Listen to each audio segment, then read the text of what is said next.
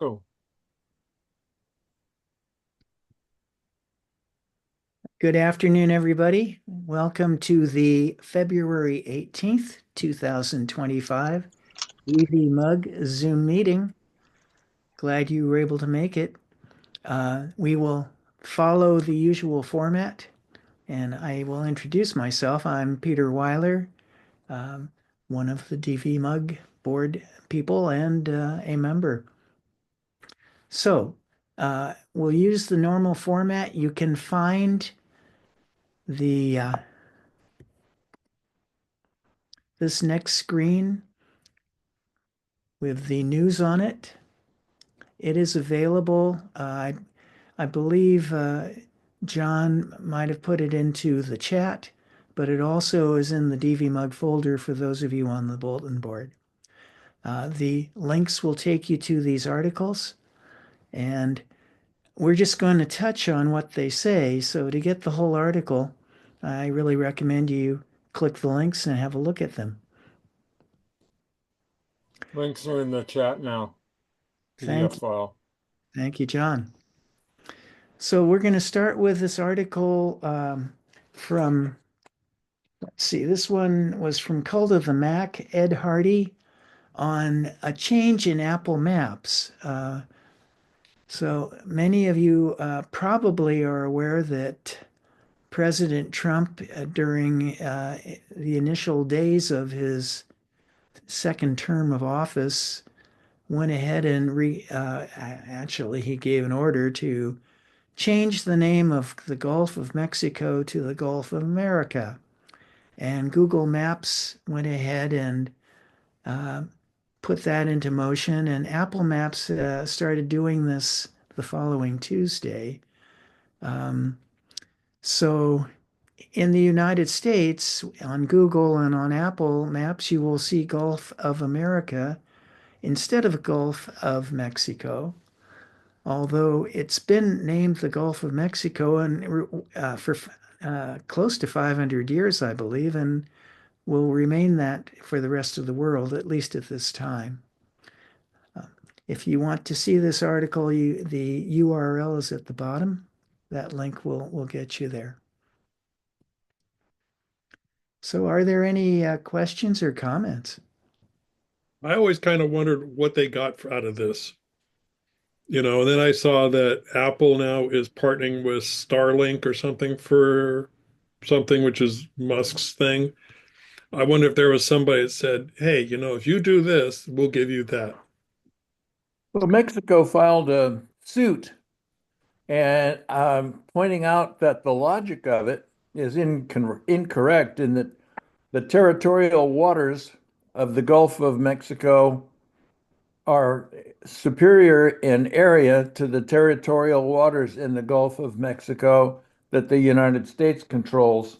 And therefore, not only does history support it being called that, but the amount of territorial waters. Yep. But the question is, where's the suit going to be heard? And it's not like when Trump loses something, he capitulates or anything. Yeah, I didn't get the details on it. I think there's some international body.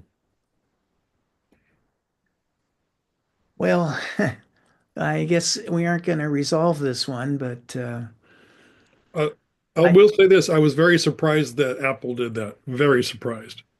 yeah, Apple being a progressive company, uh, Not any longer. Well, Tim Cook apparently, evidently met with the president very soon after the election. like I said, I think they got something out of it. Sure, no tariff. And chipped in $1 million for his slush fund. Yeah, yeah. Well, moving on then.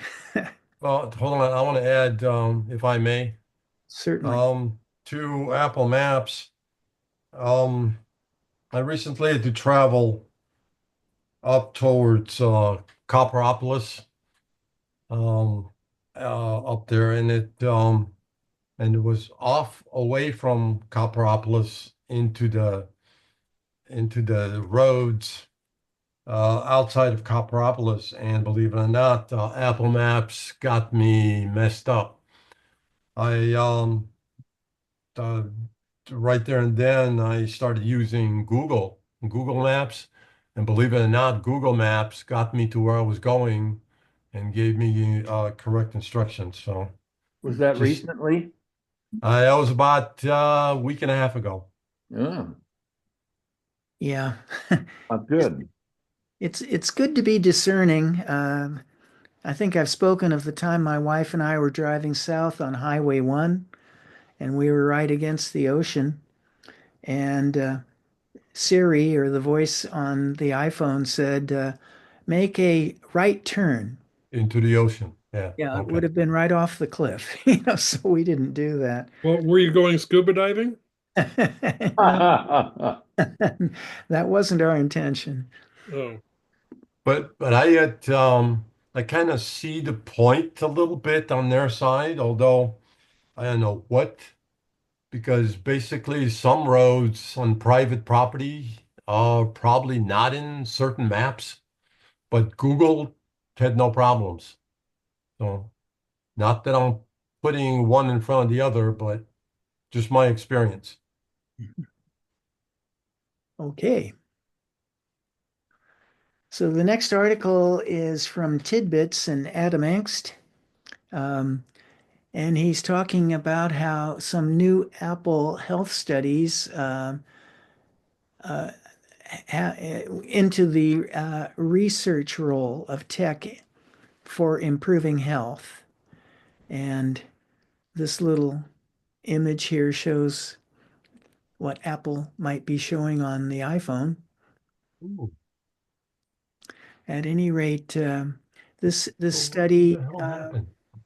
is going to involve much of Apple's technology and the role of improving Oh, physical health and so forth. We know that the some of the AirPods are able to function as hearing aids, and they're you can, at least I know with my Apple Watch, I will know when I'm in AFib if that happens, which fortunately isn't happening. Um, so things are improving there. Are there any comments or questions? Okay. I picked up this article from 9 to 5 Mac by Ryan Christoffel about Apple teasing a special product launch, and it's coming February 19th. And it occurred to me that's one day from this meeting, so it's tomorrow, that there's going to be some kind of uh, special launch from Apple. And there are rumors frequently about new Apple products, and people speculate about it. But CEO of Apple, Tim Cook, did a post on X. There is Mr. Musk again. That something is about to debut. Um, but Cook did not really say much apart from get ready to meet the newest member of the family, Wednesday, February 19th at the hashtag Apple launch. Christoffel feels that means that there's just a single product involved in this, but what it is, it has been speculated about heavily during the week. Does anybody have any information or comments on that? I think most of the money is on an SE, new phone. Mm-hmm. Almost for sure it's going to I concur. be. If that's the name they're going to use. Yeah, Not they don't know, necessarily. It might be the iPhone 16e. Yep. but it's pretty clear it's going to be a replacement for the iPhone SE, completely new phone based on the iPhone 14, no home button, USB-C, enough RAM and disk space to run Apple Intelligence, and 48 megapixel camera, so a modern phone. Price probably going up from 429 maybe to 499, something like that. Yeah. The iPhone Air. So Air's a different rumor. iPhone Air. It's going to Air be like thin. an It'll be thinner, HEIR? like a thinner iPhone. That's not this. Okay, well, in that case, my guess is that this is going to be the Apple Car. Well, Is it gonna by some chance have square corners? I mean sides instead of rounded because I keep dropping mine, you know? I never used to do that, but now for some reason, just anyway, yeah. I've got one word for you, Bruce. I know I'm getting old. E-grips. Yeah. And stop cleaning it with WD-40. Okay. Yeah. Moving. Got it. So the new MacBook Air is, and there it is, AIR. I was wondering if one was talking, or Bruce was talking about HEIR, but anyway, the new MacBook Air is coming to end Apple's M3 nightmare once and for all. Uh, I don't know how many of you were aware that there was an M3 nightmare, but I found this article interesting in that consumers, us, for example, we haven't really experienced problems with the M3. The M3's been doing quite well. It's been doing what it's supposed to do.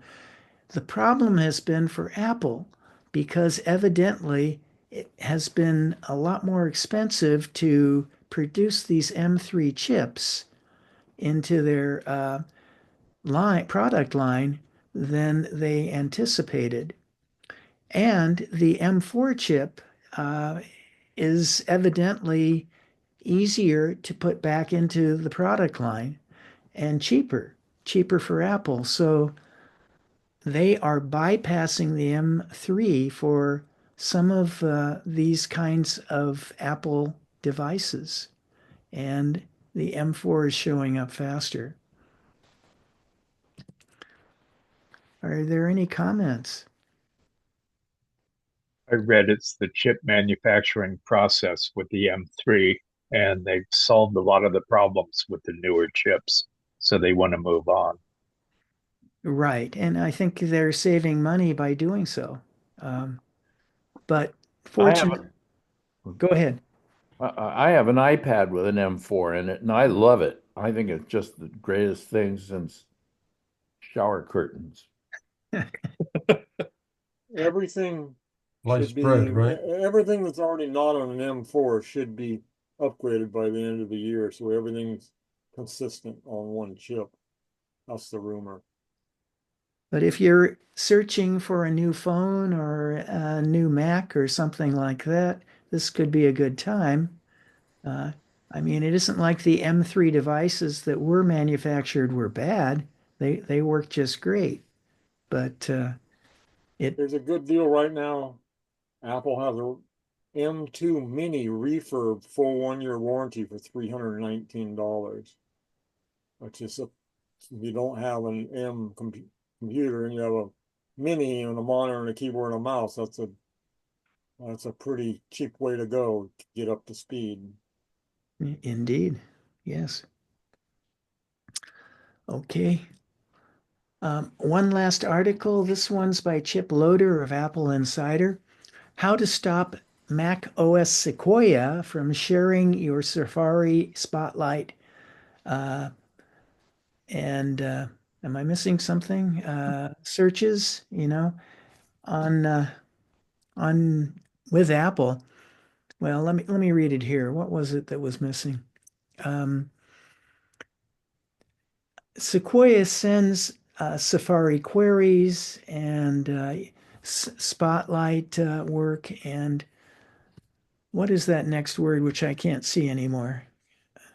Let's see. Spotlight is gathered from storage attached to your Mac. Is that Yeah. it? I guess I need to move some of the and it's not moving for me. Oh, wait a minute. Okay, there we go. Siri. Pardon my My phone wants to know what I'm asking. At any rate, I was looking for the third S. Sequoia sends Safari, Spotlight, and Siri searches to Apple. And that includes text and audio data from Siri inquiries and contextual data that Spotlight gathers from storage that you've attached to your Mac, so maybe not even on stored on your Mac, it's stored on what you've connected to it. Apple says this data is not used to identify you nor pulled from your personal information of your Apple account. And Apple's location data is also taken from your devices to improve maps and addresses and how they can get reply back to you. The point of the article is if you don't want this kind of information shared, you can turn the settings off. And the article identifies which settings to adjust and how to turn them off. With the caveat that if you do so, it's going to decrease the performance that Apple provides for the software. So, does anybody have any concerns or questions related to this topic? Yeah. What does Apple mean by performance? Are they talking about how fast the information comes? Or are they talking about they're lacking my data? In some cases, well, it's best to read the article, but in some cases, they take data from people's use, evidently without ID attached, and make use of it to make improvements in their software design. The author of the article using the word performance, it's just a little odd.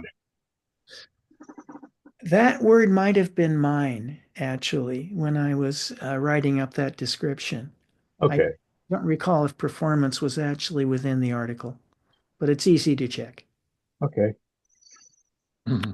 All right. So, the scam of the week is this has been going on for me. Yeah. I don't know if any of you have had it, but I am getting email after email about my iCloud expiring, Oh, yeah. dropping data. I need to pay up or I'm going to be in big trouble, blah, blah, blah. And what it's important that when you get email of this sort, if you don't just dump it immediately, you take a close look at where it comes from before you open it, and possibly you better not open it. The way you can tell if it's legitimately, if it, in the case of the iCloud, coming from Apple, is look at the domain name. And from Apple, it's going to be something and then at iCloud.com, or it'll be at apple.com. And anything else there is bogus. So I have some examples here because I must have had about a dozen of these things show up, and all of them different. But here's how you can go ahead if you don't already know and check out where this is from, what the domain actually is. So can you see my cursor right now? Yes. Yeah, but I can't read it. Well, okay. At any rate, they say iCloud security alert. If you press the cursor in this area, it will show what actually is the address it's coming from. And I'll read it to you since some of you won't be able to read it. Contact at time.when.verstamp.com. That obviously is not an Apple message that's come out. Okay. Here's the second one. It looks a little different. Warning, risk of losing private data. Renew your subscription now. A declaration in 48 hours, blah, blah, blah. And here again, where it's actually coming from is contact@albuquerque.cpgluined.com. You know, where these weird names come from, it's a puzzlement. What they did, they took some student's ID that with that ed thing in there. Some Mhm. student who was careless, there's a lot of them out there, and then they put a .com on it and they're spoofing it. Right. I have two more of them just for the fun of it. This one here, uh, editor@rees.inpatu.com. Weird address. And finally, oh, my subscription expired. Oh dear. Contact@because.bwbspine.com. Now, that's probably some chiropractor who is not very safe. Right. Any other comments or questions related to how to identify where your emails come from? But Yeah, you're go ahead, Maybe Jen. maybe you're going to go get to this, but so do you advocate forwarding to phishing at apple.com and things like that, or iCloud.com? Mm. Personally, I don't because I don't know if these all came from the same source, but when I say I've had a dozen of them, more likely in the last 10 days, it's been 2 dozen. It's just ridiculous. All of them iCloud. And there are a couple other product lines that are trying to get me to, with their phishing to bite on them. But this one, I don't know. Maybe their philosophy is if we keep throwing it at them, they're going to finally click on it. I get a lot Apple from always, Geek Squad and McAfee. Hmm. But they're not really from Geek Squad and McAfee. Right. well, Apple always sends me a nice thank you note when I forward something to them like that. Well, go ahead and do it. For those of you who haven't tried it, though, check out how to identify what is really there in the email address.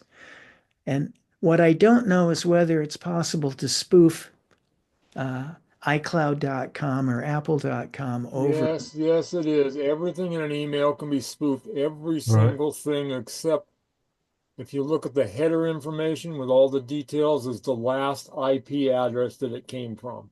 That's the only thing that can't be spoofed.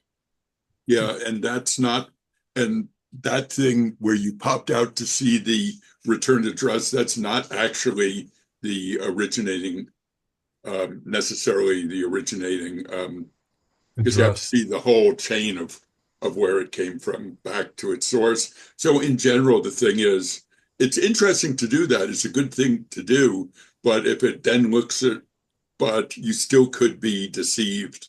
It could be a better job than those email addresses Right. as to Yeah, see these are convincing. So basically never respond to anything that could be phishing. Go to the source, go to iCloud.com or go to the App Store and see what your status is there. right. So these Apple people are pretty low level fishers because Apple never contacts you this way. They don't need to. They contact you within the OS in your phone or on your Mac in the iCloud section of the system. They can contact you with messages there that tell you what's really going on, not via email. Email is too easy to spoof. Yeah. They would never do anything like this. Look in settings, Apple account, not your email. Yeah, and if there's expired or something going on there, it'll tell you in there. Or go to iCloud.com on a web browser and log into your account. How do they spoof that? How do they do that? Copy and Email paste. was never designed from the get-go to be secure. Everything in an email can be fake. Like I said, if you look at the header, and there is a way to do that in Apple Mail, is the very first IP address listed, 3.3 like dot 123.123.123.123. You copy and paste that and go to whois.com, it'll tell you who that is, who's that's registered to. Everything else can be fake. Uh, I have a comment here. If I may, please. Go ahead, Bruce. For those of us who have Yahoo as email, where we get our email plus others. Anyway, in Yahoo, when you log in into Yahoo on the internet, if you go to your mail, all you got to do is hover over the top of that email, and it'll show you where it's coming from. Well, Apple does that too. And what they show you can be fake. You have Right. to view It's the gonna. header information. Email addresses can all be fake. The only thing that's reliable is the very last IP address that passed through where it came from. It's not an email address. It's a 4.4.3.3.3.3 number. Now, how do you see the IP address? It's every email program is different. In Apple Mail, it's I'll look at it. You go to message, view, message, all headers. And it's a really long bunch of stuff in there about the header information, but the very first IP address that you come to will be the real one. Right. Like in this Is that message, in I see settings or where? in view, message, Yeah. default headers. Well, actually, when It's you in don't have it view. on, it's view, messages, all headers, and it will review the header information that you don't normally see in the email. It's a whole bunch of stuff. I like to add, John, not everybody's familiar with all that stuff.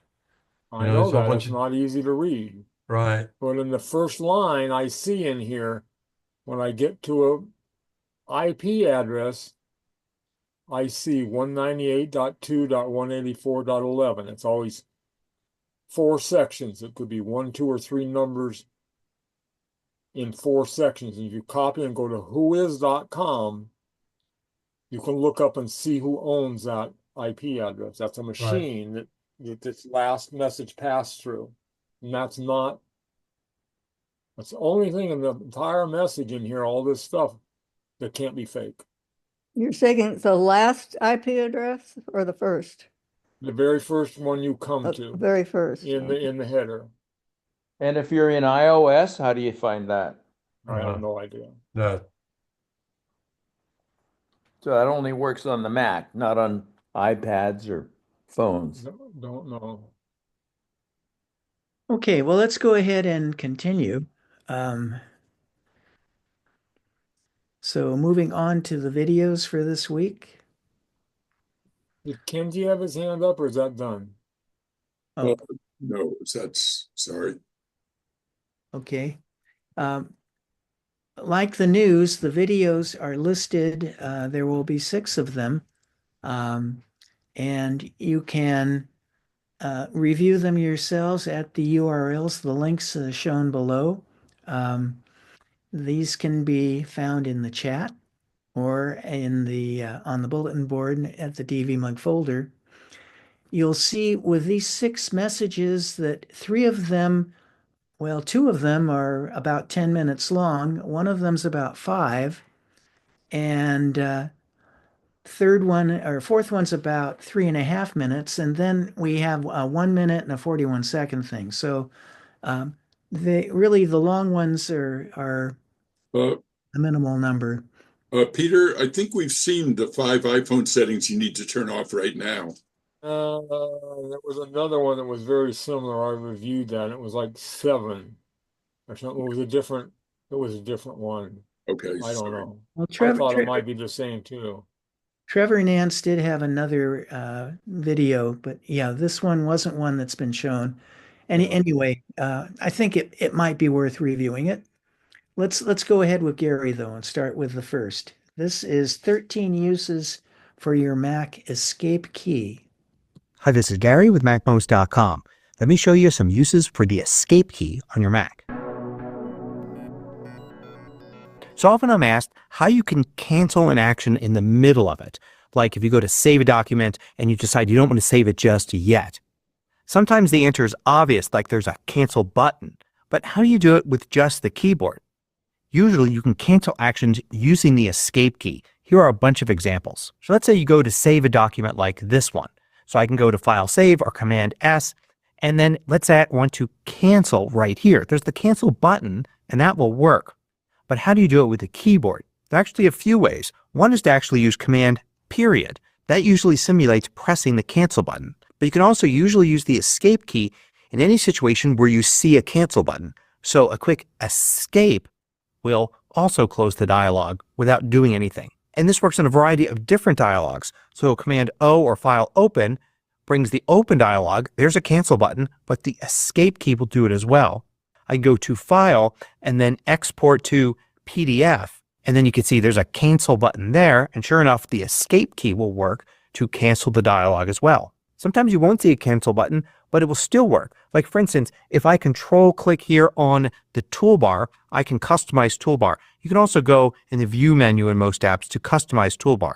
And it brings up this huge dialog here where I can customize the toolbar in whatever app it is you're working on.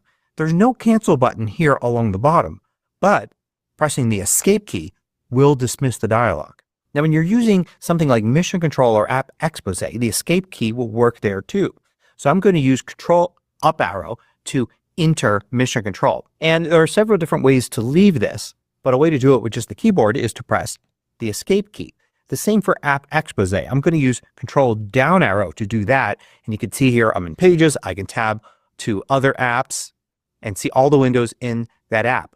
But the Escape key will exit and take me back.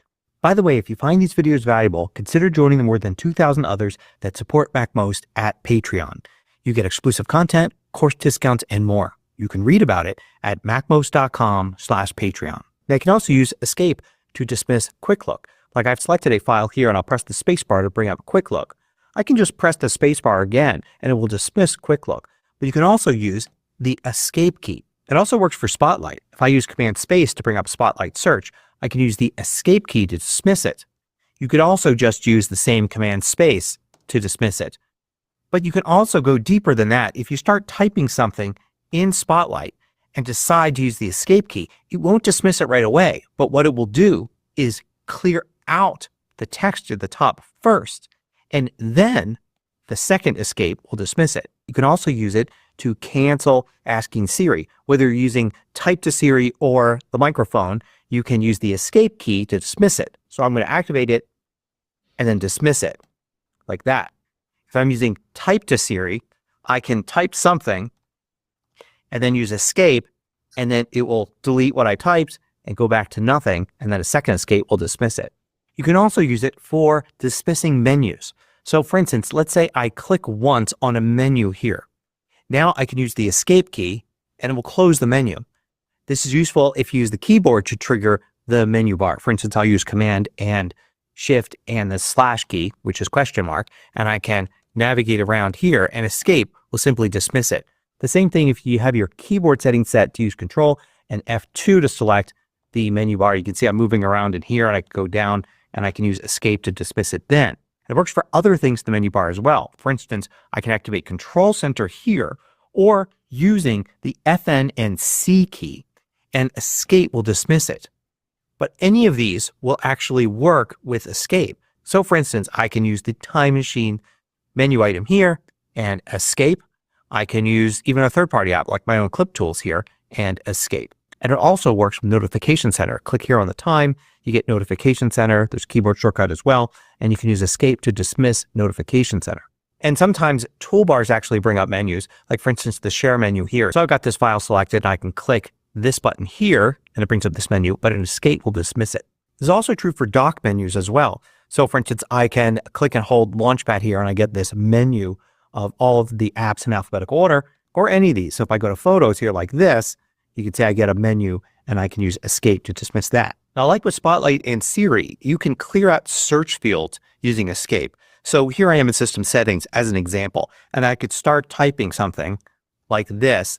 But if I want to start over, I don't have to hit the delete key a bunch of times. I can hit escape and it clears it out. And then here I am in Safari. So let's say I want to go to a different website. I can start typing here and decide that I've changed my mind, and I can use escape once and it will dismiss all the suggestions the first time.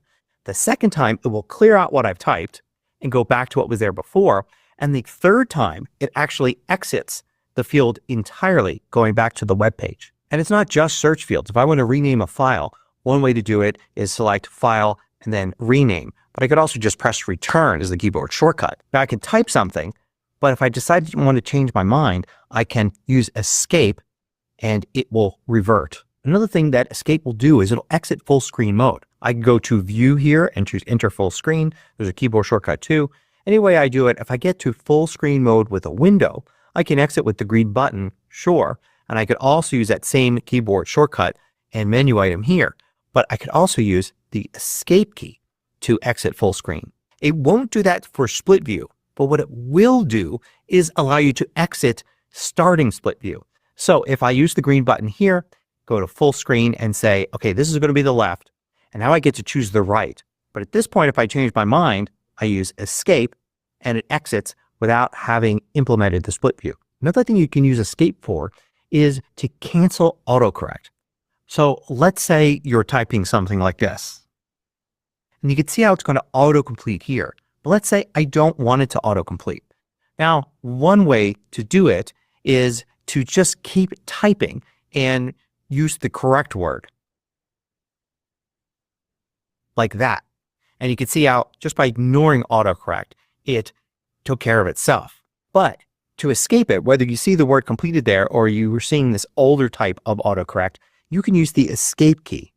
And you can see how it just quietly dismisses the suggestion, and now you can continue typing. But it's definitely useful if you've completed the word, but it's suggesting adding more letters to make another word. You can then use the Escape key, know that you've got the right word there, and pressing space won't implement the autocorrect. Here's one that I actually use all the time. Let's say you select a bunch of files and you start dragging and you're trying to figure out where they go, and you realize you didn't select the right files or something like that. So a safe thing to do in the middle of a drag that you want to cancel is to use the Escape key. And you can see how now it safely cancels the dragging action. So here are a bunch of other ones. If you go into System Settings Keyboard and you've enabled dictation, then you can start dictating using whatever shortcut you've got. So press Control key twice.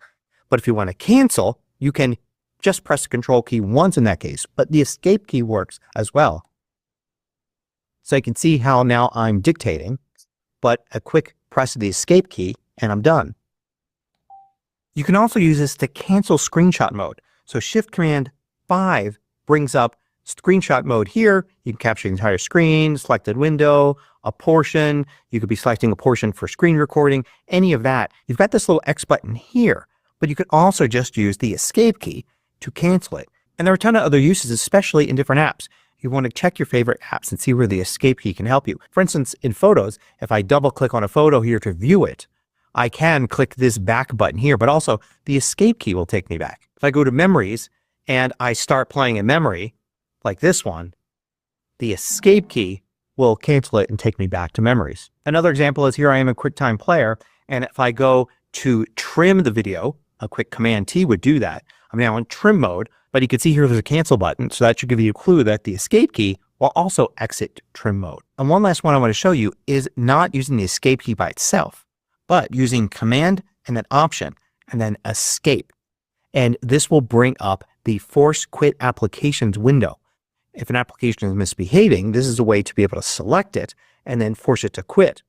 Usually when you get here, if an app is misbehaving, you'll get a little red message after it saying that it's frozen or something like that. You shouldn't use this though if you could just go to the application's regular menu here and use quit instead. And note that Finder is listed here as well. You can't quit the Finder, but if you select it here, you see that you can relaunch the Finder, which is useful if something is going wrong in the Finder, if it's acting strangely, something you can try. Oh, and there's still one more thing I want to show you, and that's using the caps lock key as an escape key. If you go into System Settings and then go to Keyboard, go to Keyboard Shortcuts and look for modifier keys on the left here. And you have all the modifier keys. The escape key is not listed here, but it is one of the things that you could set one of these keys to be. So for instance, if you don't use the caps lock key, you could turn it into an additional escape key. So the escape key is a useful tool, especially for those that like to use the keyboard as much as possible. Hope you found this useful. Thanks for watching. If you liked this video, click the thumbs up button below to let me know. I publish new tutorials each weekday. Wow. Okay, who can remember all of the escape things to do there? I find it difficult just to remember it all. There's such a variety of possibilities, but also the potential for letting this key be very valuable in my keyboarding work. Seems like it's worth studying it a bit. Any comments? Just briefly, it's sort of like when you tend to want to, I at least would want to hit delete, that I could just try escape. Thank you. Right. Or the possibility of tapping it twice or three times to get different levels of ultimately closing an app or something. I find that can be very valuable. As to Sharon's comment about the escape key being equivalent to the delete key, no, that's not the same. No, I'm just saying if I try to escape out of something, I would tend to want to hit delete, which does nothing. Right. And then I don't know what I do normally, but I haven't been going to escape, or maybe I do. I don't remember an instance in particular. Just realizing it. What do you think? I'm going to be deleting something or not deleting something that I should? Well, many of the keys on the keyboard have multiple uses, and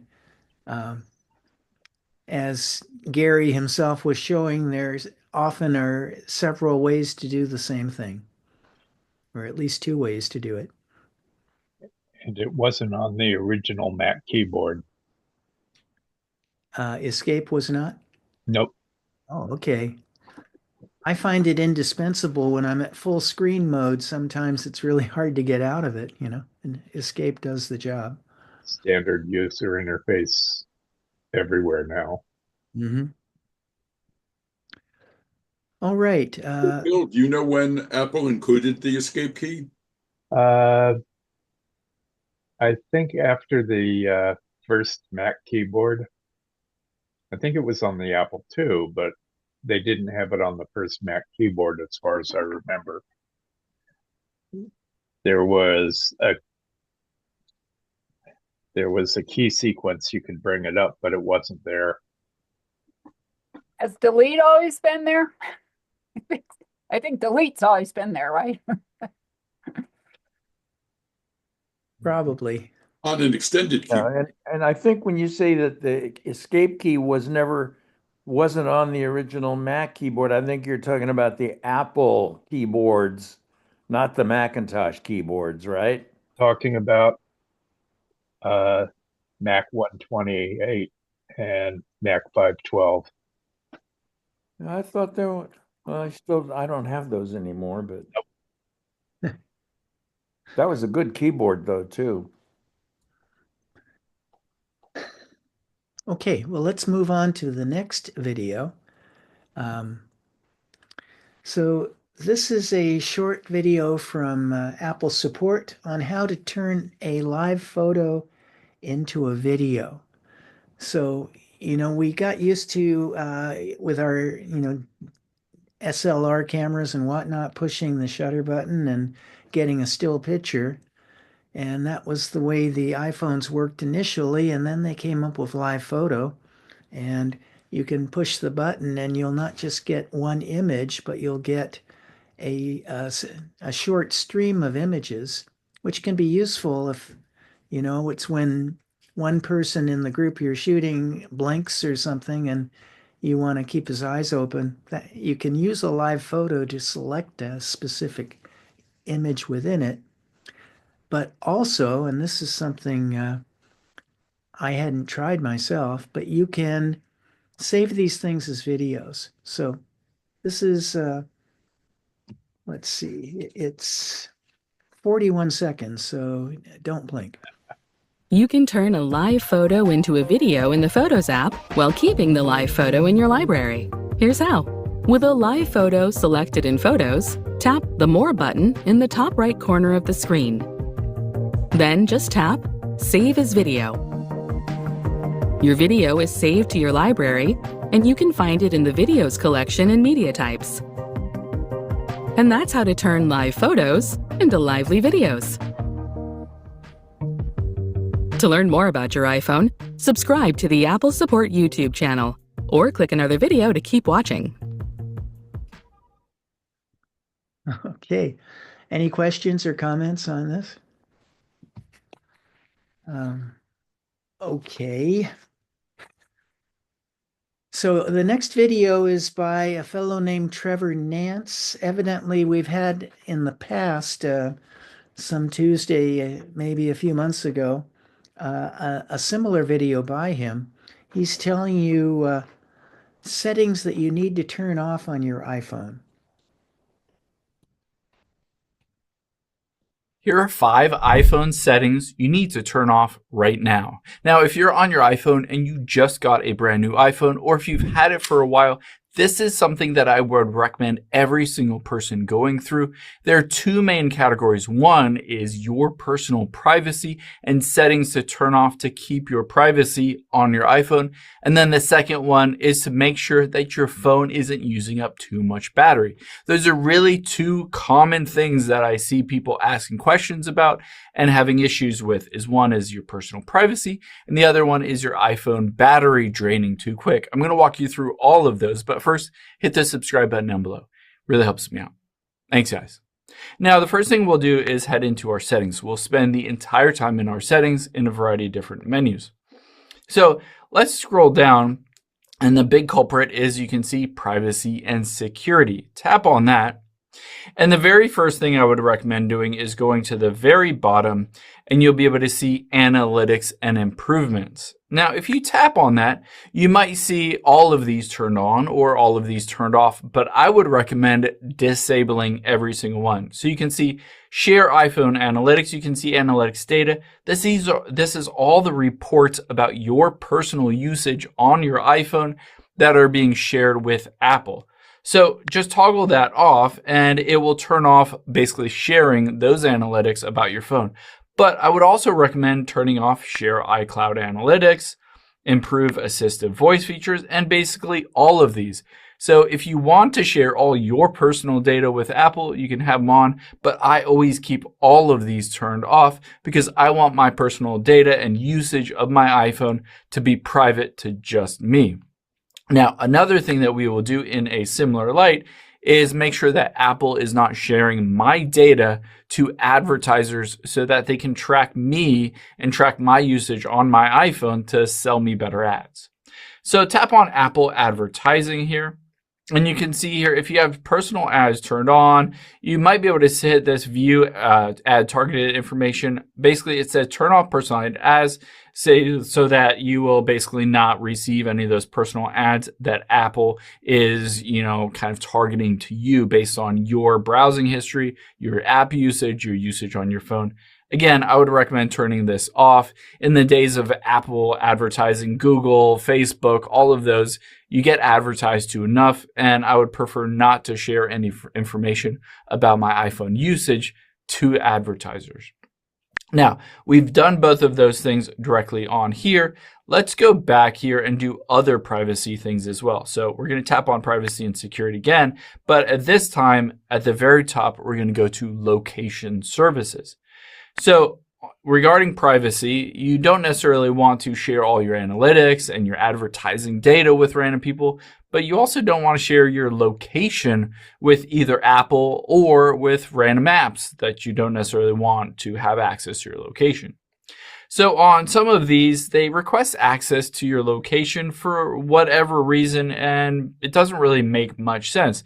You can see on here, for instance, Instagram. I don't necessarily need Instagram or Meta to know my location at any point.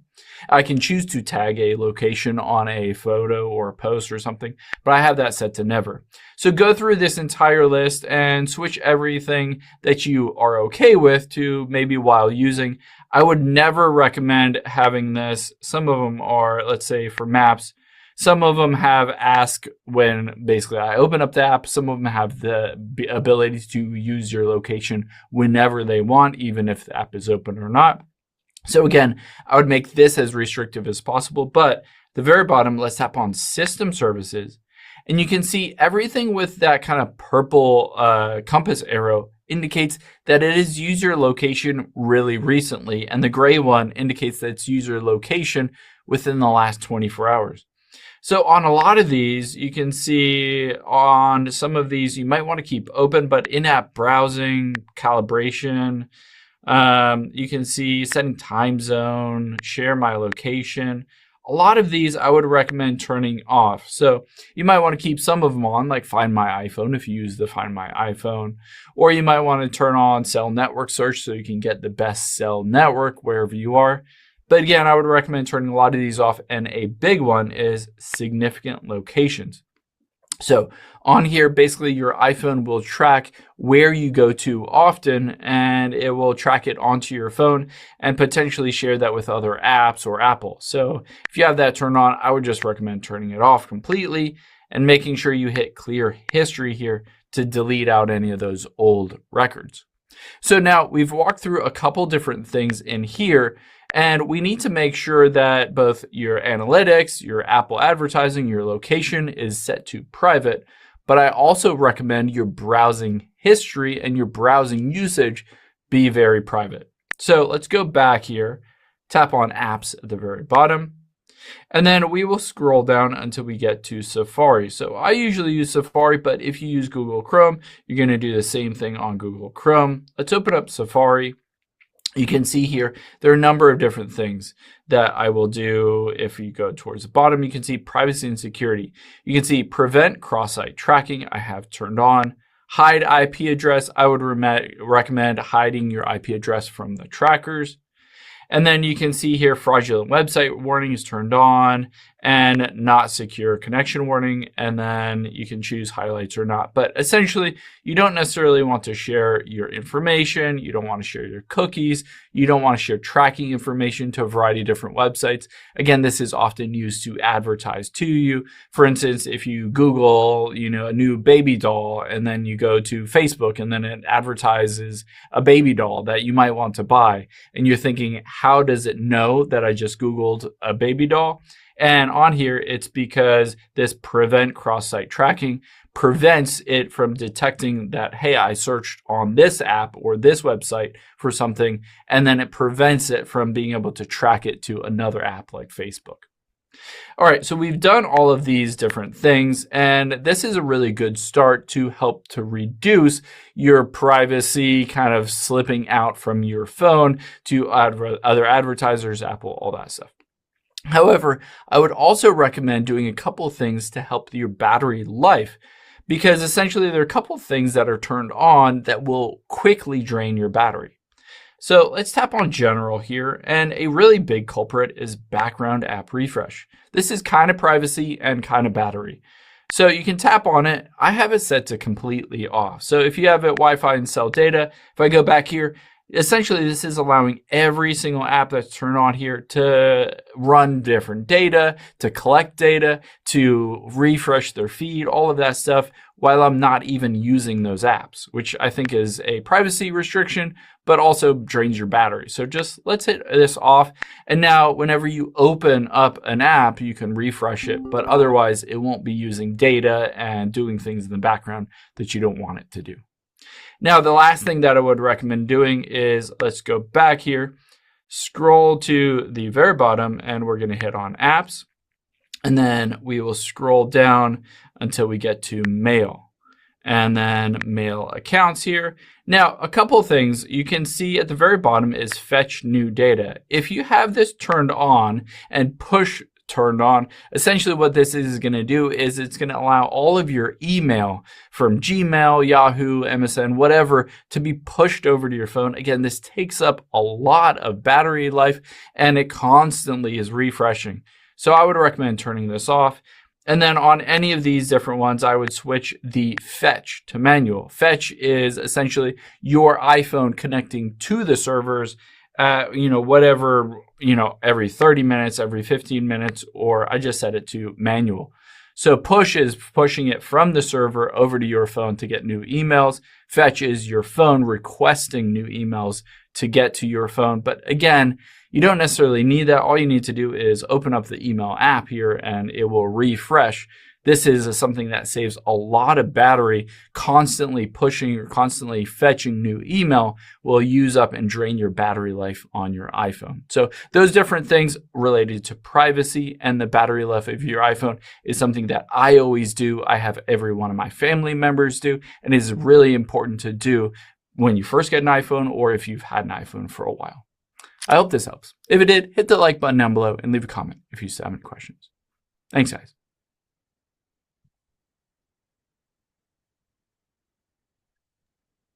Are there any questions or comments?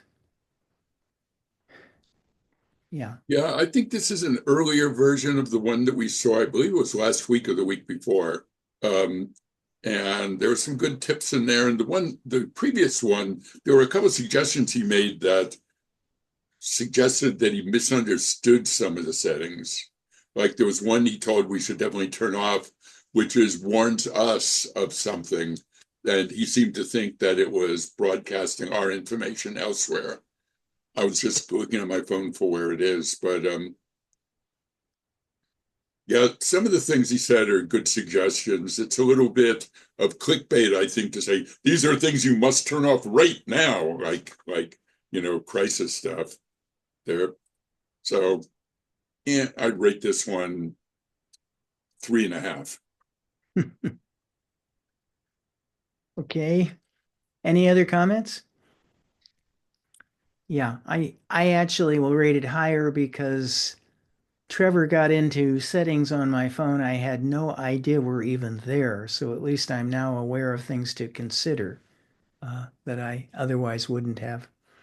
Peter, I'd like to add a comment, Sure. if I may. He at the end said that you can turn off the push function in email. And so now the only way your phone is going to get your email is when you open up the account, the app. Is that correct? I'd prefer to let somebody a little more knowledgeable answer that question. Bruce? Well, I turned it to manual, so I believe he said that when you open the mail app, then it goes out and gets it for you. Because just to let you know, I had it all set to fetch every 30 minutes. So maybe. Okay, we'll see. Thank you. Sure thing. Well, I use several apps for as a gig worker, and some of those apps require location services be on at all times. It's not enough to have them on while using the app, which seems a little invasive, but it's just how it is. If it's not set to at all times, I think it was maybe for Grubhub or DoorDash, the app doesn't work, won't let you work. You can't go to work. So there are some settings that are kind of forced on you by apps, at least employment apps that you're actually working in. So one more thing. So regarding this mail settings here. So if I have it set to, let's say I had it set for every 30 minutes, if I decide between the 30 minutes to open my email, it all gets loaded opened up and downloaded. It's anyway, right?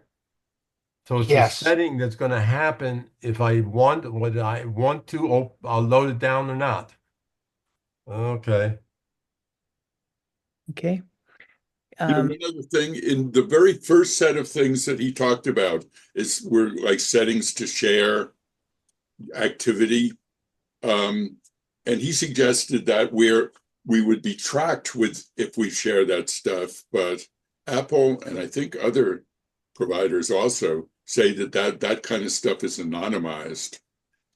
So in this day of using Siri and Apple Intelligence, there's a fair amount of trust there that when they say anonymized, they mean it, Okay, well, let's go ahead and move on. One more thing. They say anonymize, but they're not saying they're not going to use my data.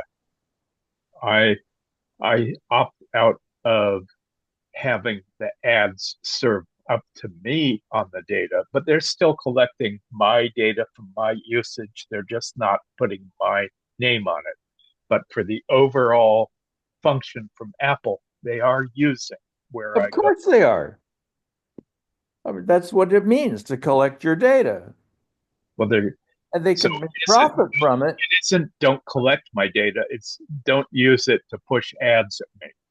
So they should call it more accurately what it really is.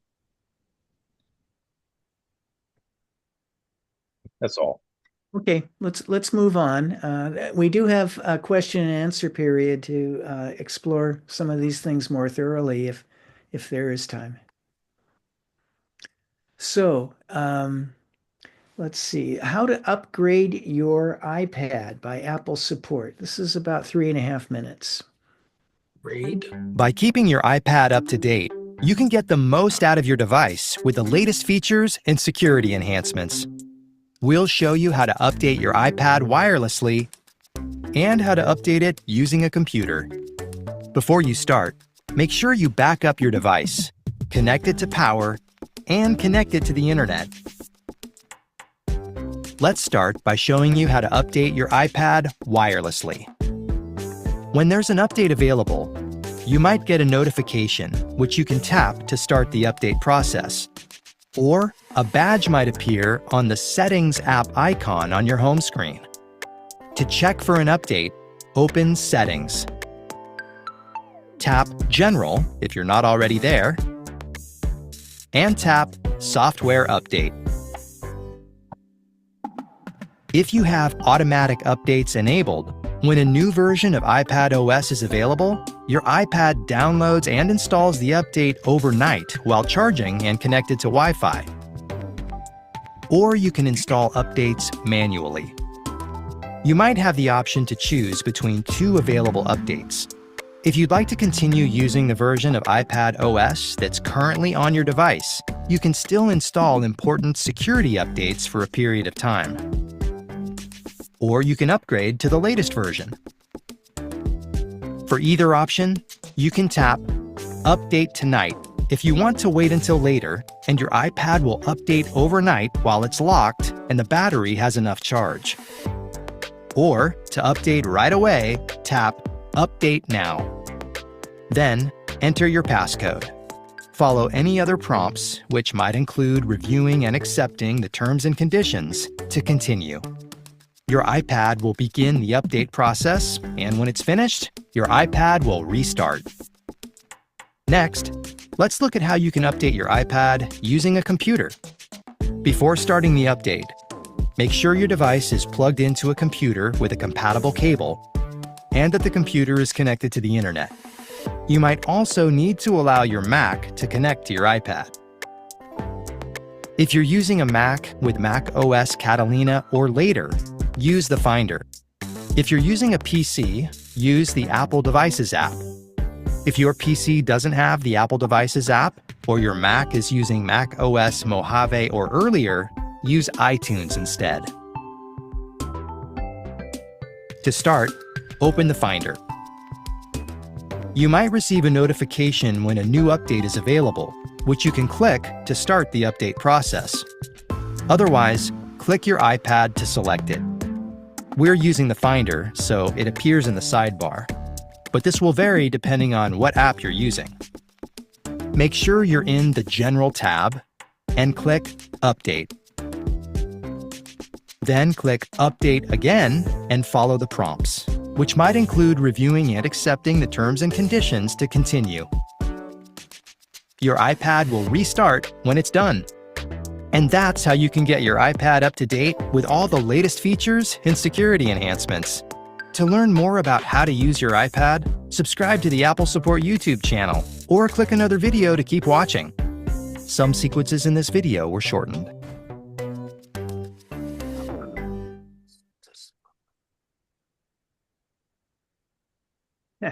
Okay. Any questions or comments? I don't see why you would ever want to do it via your computer. If you can update it yourself, going to general on the iPad, why mess around trying to do it through the computer? I couldn't understand that. Older systems. Well, for one thing, if you don't have much space on your device, when you do it through your computer, it downloads the updater to your computer instead of to the device and then installs it, so you don't have that take up that extra download space. So if it's getting tighter on space, it may work. Yeah.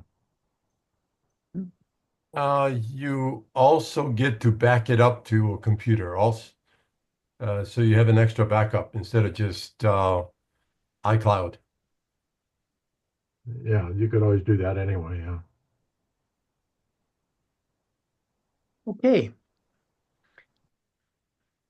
So, it can get pretty stressful to try to stay on top of all the changes that come down with updates and new software and new hardware and whatnot. And when things aren't working, how to handle it. Leo tries to bring some order to what might be confusion and prioritize what to do.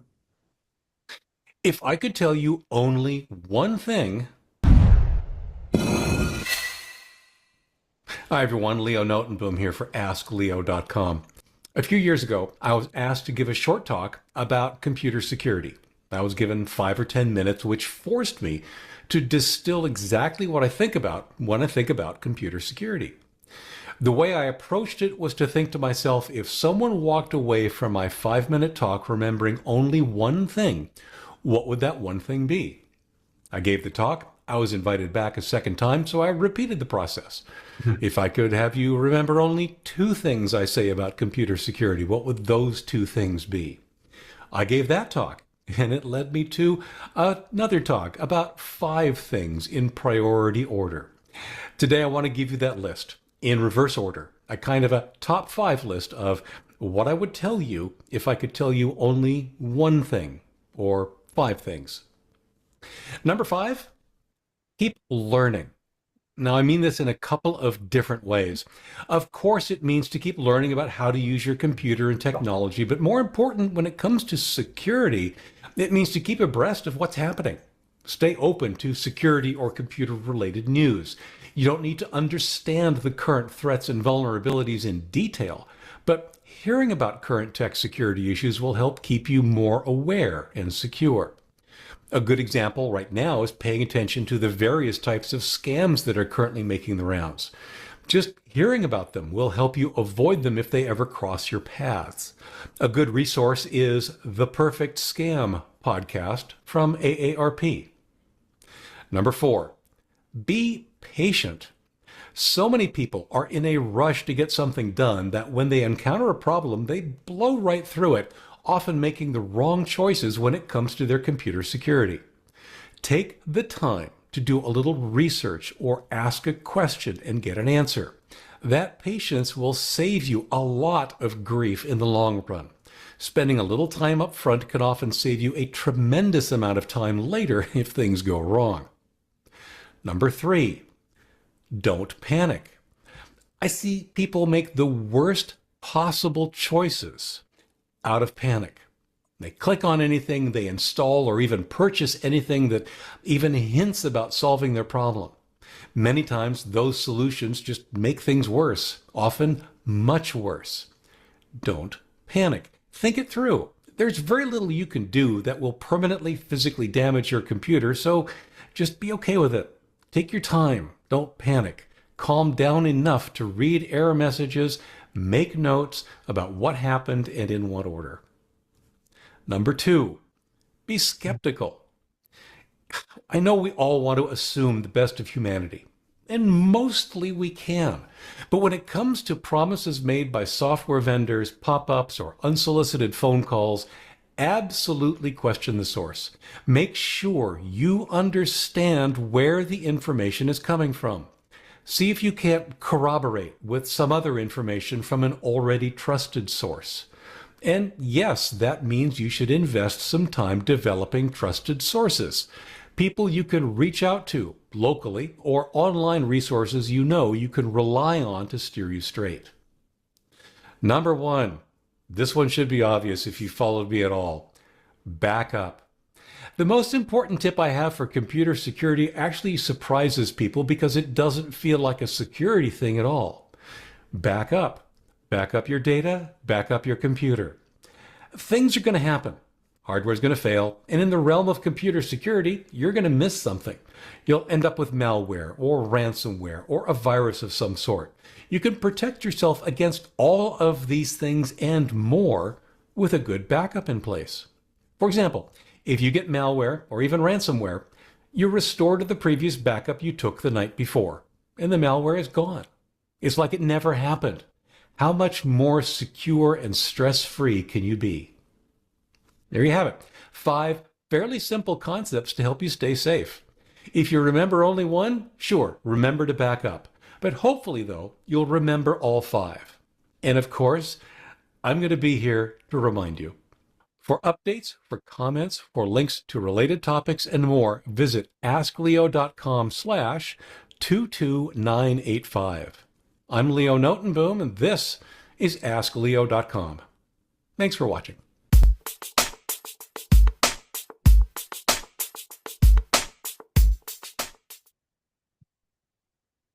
Any questions or comments? Excellent. Yeah, I think so too. I have just one video left for you. It's just 1 minute long. It's how to trade in your iPhone. And some people might wonder, why should I trade in an iPhone? Well, if you can give it to somebody who's going to use it, that's great, or sell it to somebody who's going to use it.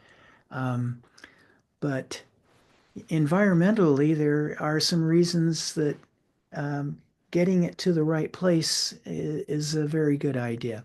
Anyway, let's play the video.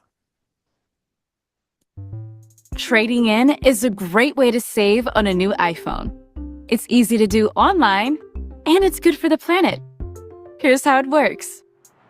If you have a phone to trade in, just answer a few questions to find its value. Then, choose to pay monthly or in full. If you pay in full, we'll credit your original payment method.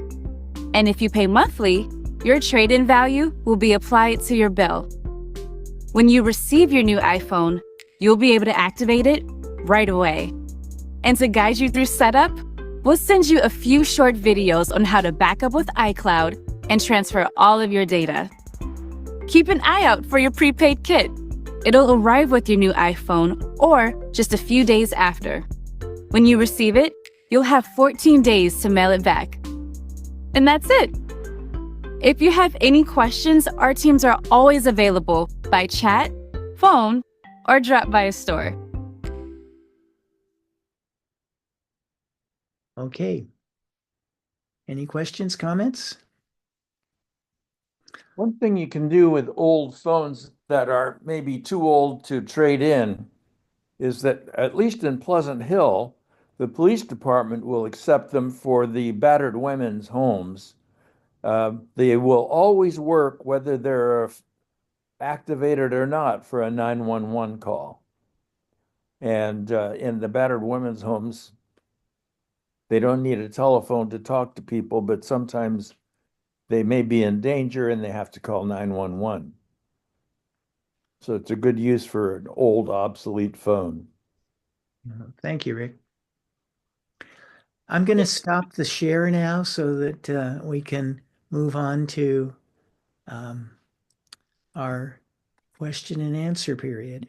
You know, Rick, one addendum to that. That was definitely was good advice, but I think these days, pretty much anybody can get a free Obama phone that costs nothing for the phone or the service. I'm not familiar with that. What is that? Free low-cost phone service. I think it's an Android, isn't it? If it's that reliable. Well, it's a phone. Well, who's it from? How do they get? There are several companies that have the service. I'll put something in the chat. Yeah, there's some kind of a service in California that'll provide you that. Okay. Call Obama.com.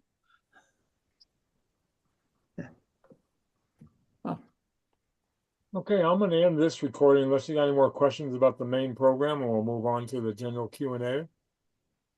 Okay, bye-bye.